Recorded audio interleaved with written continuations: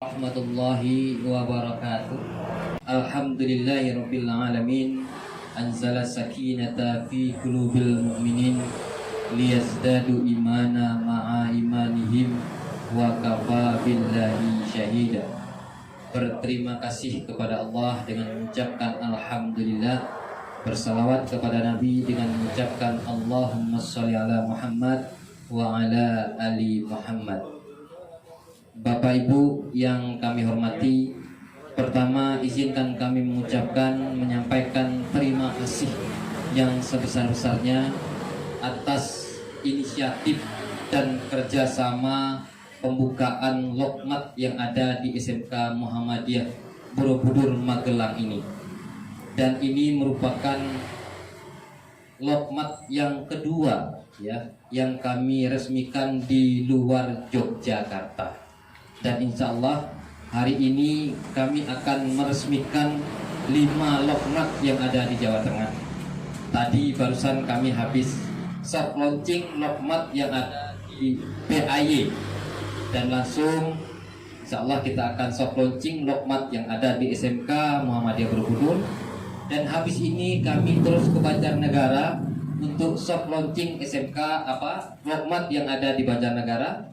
Dan terus nanti soft launching lokmat di Aji Barang. Dan terakhir habis maghrib kami soft launching lokmat yang ada di Wangon, Banyumas, Purwokerto. Jadi pada hari ini ada 5 lokmat yang kita resmikan.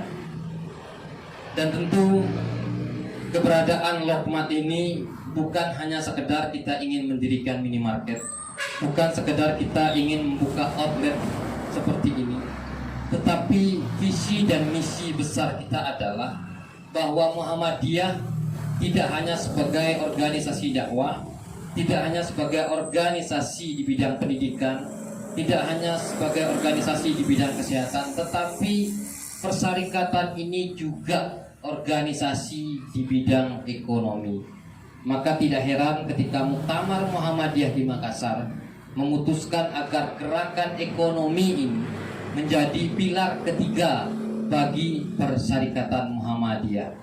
Oleh karenanya Suara Muhammadiyah menginisiasi untuk merespon apa yang menjadi keputusan muktamar ini, bahwa gerakan ekonomi harus menjadi kekuatan baru di persyarikatan Muhammadiyah ini. Karena Bapak Ibu yang kami hormati, banyak sekali potensi yang ada di internal persyarikatan kita, tetapi ini belum terkonsolidasi secara utuh. Kalau bicara minimarket, bicara outlet yang seperti ini, tentu bukan hal yang baru. Banyak sekali, bahkan di Magelang ini informasinya juga ada 5 kalau tidak salah saya. Di Klaten ada 11, di Ponorogo, di Wonosobo, di Purbalingga, banyak. Ya, bisnis-bisnis yang berbasis minimarket yang seperti ini. Tetapi pertanyaan saya sampai hari ini, apakah bisnis-bisnis minimarket yang tersebar ini terkonsolidasi dalam satu manajemen atau hanya berdiri sendiri-sendiri? Ternyata dari semua yang ada, minimarket yang ada di persyarikatan ini berjalan sendiri-sendiri, berjalan terpisah-terpisah. Maka saya selalu menyampaikan, walaupun kita banyak punya minimarket, tetapi berjalan secara sendiri-sendiri, ini justru kita menjadi bagian perpanjangan tangan kepentingan orang-orang itu saja, menjadi perpanjangan tangan kepentingan segelintir orang. Maka kehadiran lokmat ini dengan konsep jejaring antar jamaah, visi besar kita adalah bukan sekedar menghadirkan minimarket, tetapi visi besar kita adalah memutus mata rantai suplai hulunya, agar suplai hulunya ke depan dikelola satu pintu oleh persyarikatan Muhammadiyah, agar kebutuhan persyarikatan bisa dikelola secara mandiri. Inilah visi besar kita, agar ekonomi ini menjadi kekuatan baru. Karena di dalam mengelola bisnis berjamaah ini memang agak beda dengan mengelola bisnis personal. Saya yakin Bapak Ibu secara personal banyak yang sukses, banyak yang berhasil mengelola bisnis secara pribadi. Tetapi belum tentu kita bisa untuk mengelola bisnis secara jamaah. Ini PR yang sangat berat, ini PR yang sangat besar sekali. Oleh karenanya bagi kami di Suara Muhammadiyah menyebutkan sebagai jihad ekonomi. Bagaimana menyatukan misi visi kekuatan ekonomi ini secara berjamaah. Karena inilah visi besar Islam dalam gerakan ekonomi. Kalau saya sedikit bercerita tentang sebuah hikayat. Kalau Bapak Ibu pernah mendengar tentang sebuah properti yang ada di Madinah, tepatnya di dekat Masjid Nabawi pada saat itu, yang dikenal dengan Sumur Ruma atau yang disebut dengan The Well of Ruma. Ini adalah sumur yang tidak pernah kering air di dalamnya, sehingga masyarakat Madinah pada saat itu ya satu-satunya untuk mengambil air itu hanya di sumur Ruma ini. Ruma ini adalah salah seorang orang Yahudi, ya, namanya Ruma. Maka kemudian sumur ini disebut Sumur Ruma atau The Well of Ruma. Karena satu-satunya sumur yang tidak pernah kering, sumur yang selalu mengalir airnya, maka orang berbondong-bondong antri untuk mengambil atau membeli air yang ada di sumur Ruma ini. Dan orang Yahudi ini pintar, karena dia tahu bahwa airnya dibutuhkan oleh masyarakat. Dia sewaktu-waktu dengan mudah menaikkan harga airnya. Kenapa? Masyarakat butuh, sehingga sewaktu-waktu dia bisa naikkan itu harga air untuk masyarakat yang membutuhkannya. Oleh karena pada saat itu Nabi Muhammad menyampaikan, siapa yang bisa beli sumur itu, kata Nabi SAW, maka dia masuk surga. Maka ketika itu sahabat Rasul Utsman bin Affan mencoba menawar kepada Ruma ini untuk membeli sumur itu. Wahai Ruma, saya berminat untuk membeli sumur yang kau miliki, kata Utsman bin Affan.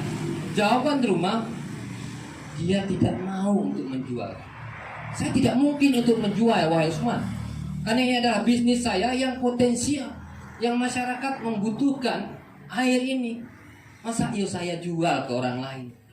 Tetapi Utsman bin Affan bukan saja seorang entrepreneur, bukan saja seorang saudagar yang hebat.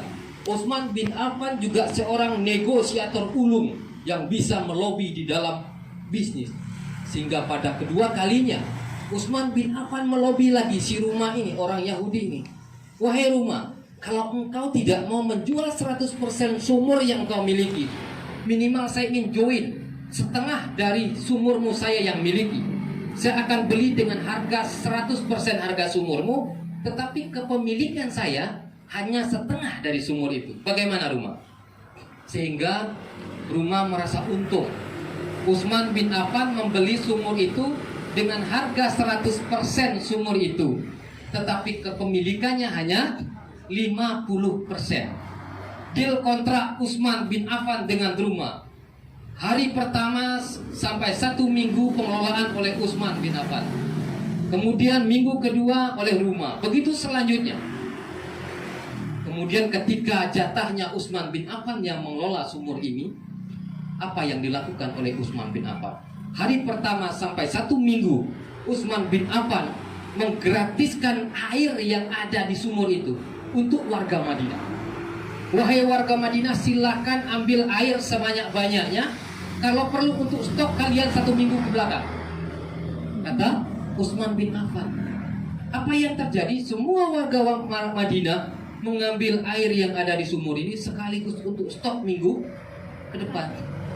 Pas minggu kedua, jatahnya siapa? Jatahnya si Ruma mengelola bisnis sumur ini. Ruma heran, kok tidak ada orang Madinah untuk membeli airnya tadi? Bukankah kemarin berbondong-bondong? Minggu yang pertama oleh Ruma tidak menghasilkan omset, tidak mendapat apa-apa. Jatah minggu ketiga kemudian jatuh kepada Utsman. Utsman di minggu ketiga melakukan hal yang sama. Wahai warga Madinah, silakan ambil air ini banyak, sebanyak-banyaknya, dan siapkan untuk stok 1 minggu ke depan, ke belakang. Akhirnya selama 1 bulan itu Ruma tidak mendapatkan hasil apa-apa dari sumur yang dikelolanya. Sehingga pendek cerita, Ruma akhirnya menawarkan kepada Utsman, wahai Utsman, karena beberapa hari ini bisnis saya tidak bagus, tidak lancar. Bagaimana kalau sumur ini engkau beli semuanya? Akhirnya dengan bijaksana Utsman bin Affan membeli sumur ini, dan Utsman pun mengubah sumur ini dengan nama Sumur Utsman bin Affan, atau yang dikenal dengan The Well of Utsman, yang di halamannya, di sekitar sumur itu terdapat pekarangan yang sangat luas, yang kemudian Utsman bin Affan menanam pohon kurma, yang kurmanya tumbuh luar biasa. Hasilnya kemudian diwakafkan ke lembaga-lembaga pendidikan, ke masjid-masjid yang tidak hanya ada di Arab Saudi, termasuk konon sampai hari ini juga disumbangkan ke negeri-negeri Islam. Dari cerita singkat ini, apa yang bisa kita petik? Bahwa karakter umat Islam dalam berbisnis adalah visi yang panjang, visi yang besar, bukan sekedar kita mendapatkan apa hari ini. Tetapi Utsman memiliki visi yang panjang agar sumur ini menjadi hak miliknya umat Islam. Hal yang sama ini yang ingin kita lakukan, Bapak Ibu.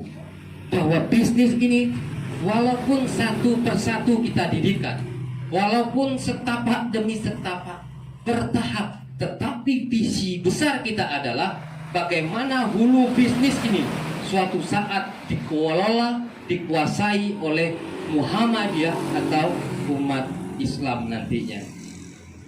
Barangkali demikian sambutan singkat saya pada pagi hari ini.